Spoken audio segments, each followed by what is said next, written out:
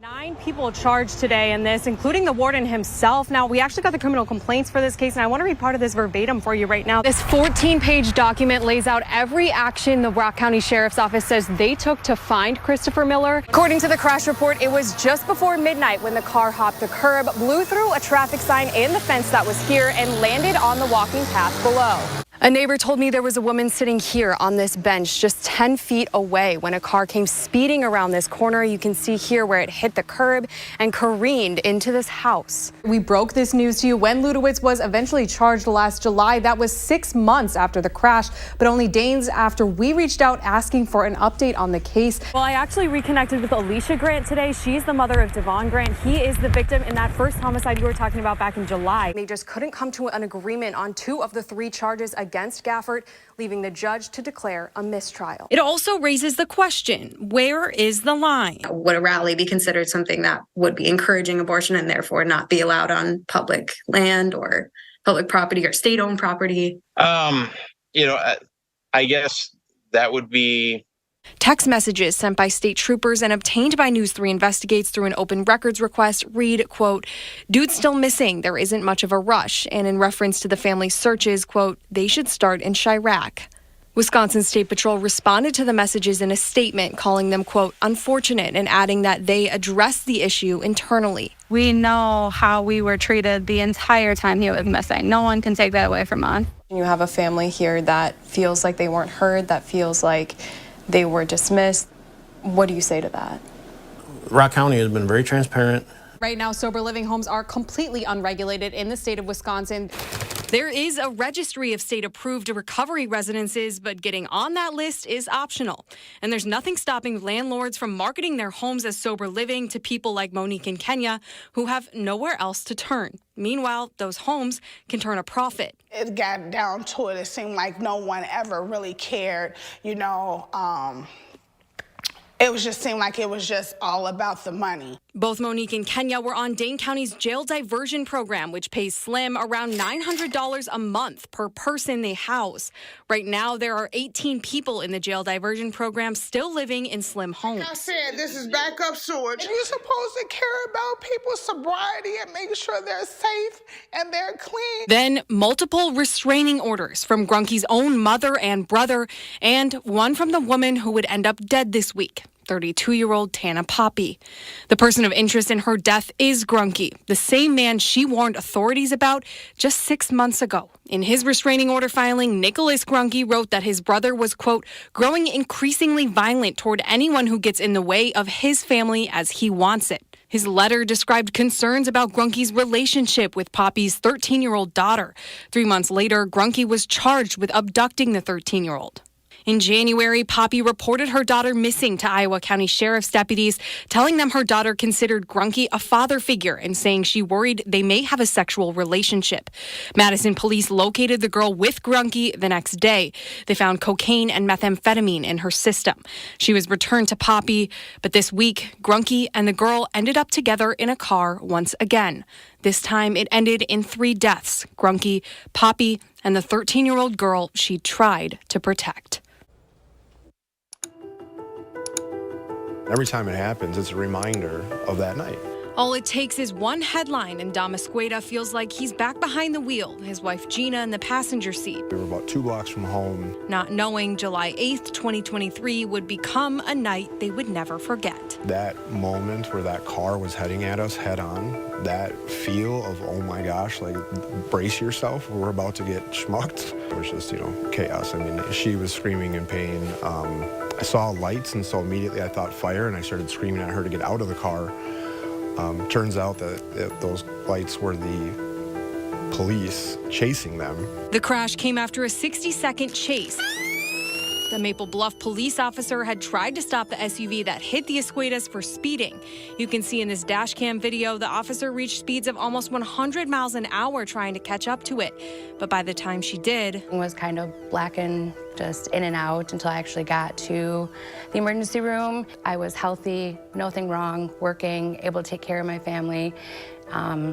And woke up with an ostomy bag. It's one of the worst case scenarios when it comes to pursuit outcomes, but it's common. The data are pretty clear that about 35 to 40% of these pursuits result in a collision. Jeff Alpert has been studying police pursuits across the country for 35 years, interviewing both officers and the suspects that run from them. One of the things when I teach police to consider these pursuit issues, I always ask them, how would you feel if your 16-year-old daughter were injured in a pursuit that one of your fellow officers was chasing for a stolen car? Both Monona and Maple Bluff's policies leave the decision of whether to start a chase up to each officer in each situation. That's compared to Madison Police's more restrictive policy that says officers can only start a pursuit if they believe the driver is involved in a violent felony. I think it's a flex, between departments like, well, you're not going to chase, you're not going to. We will. We'll get them. In 2023, Madison Police engaged in 29 pursuits. In that same year, Monona Police and Maple Bluff Police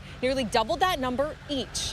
In a statement to News 3 Now, Maple Bluff Police Chief Tanner Nystrom emphasized that the car that hit the Escuedas was already driving recklessly prior to the accident, adding, quote, "Our pursuit policy is designed to enhance public safety and minimize the inherent risks of apprehending offenders whose actions left unaddressed present an ongoing threat to the safety of our communities."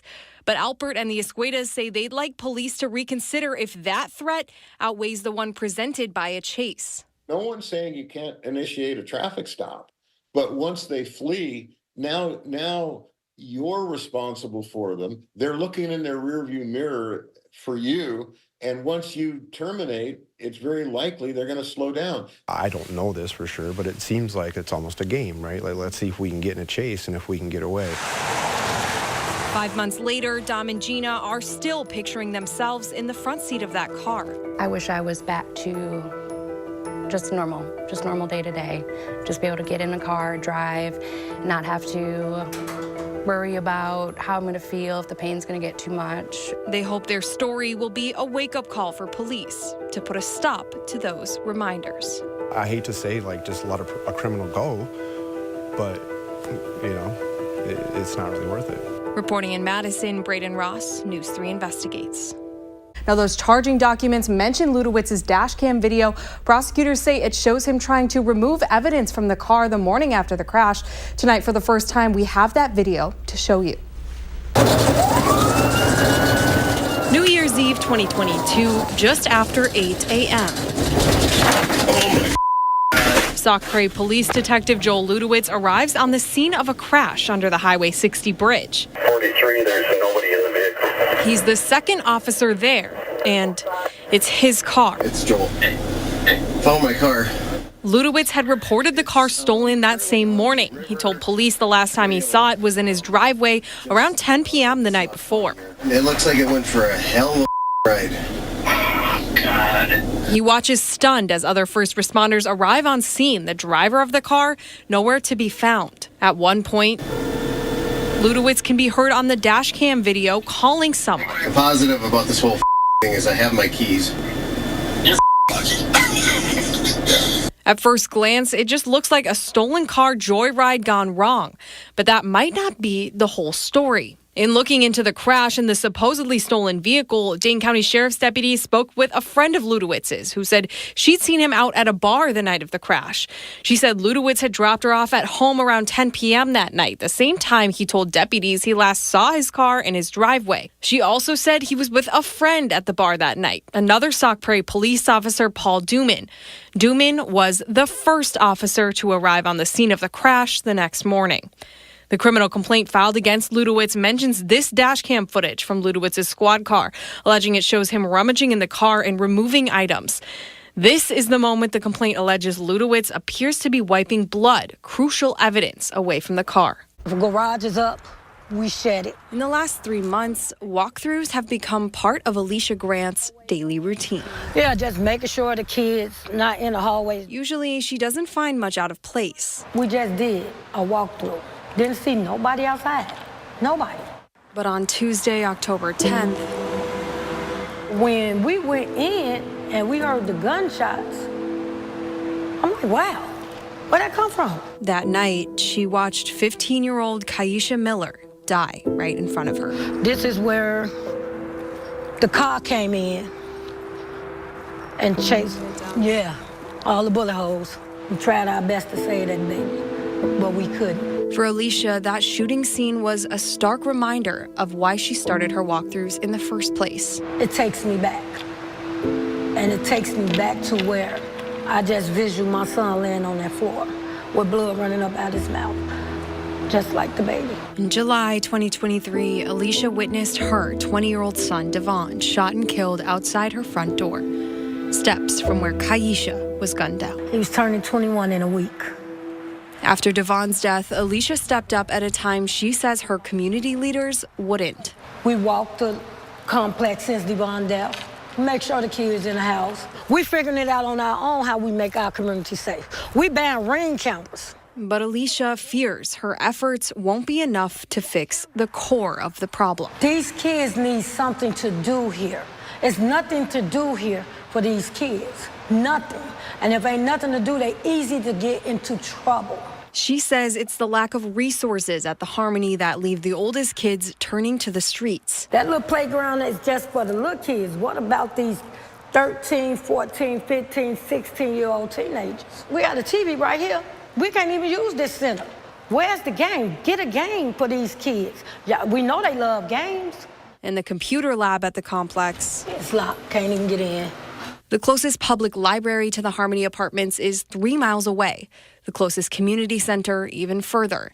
And getting there is only half the battle. The black kids over here, the minority kids, don't feel welcomed at the programs that are already standing. Clyde Mayberry isn't a resident of Harmony, but is close with many who are, including the family of Kaisha Miller. The resources that our tax dollars are paying for, no one has access to them. No one knows where they are. Everyone is lost. It's a problem Mayberry says should have been solved before it even became one.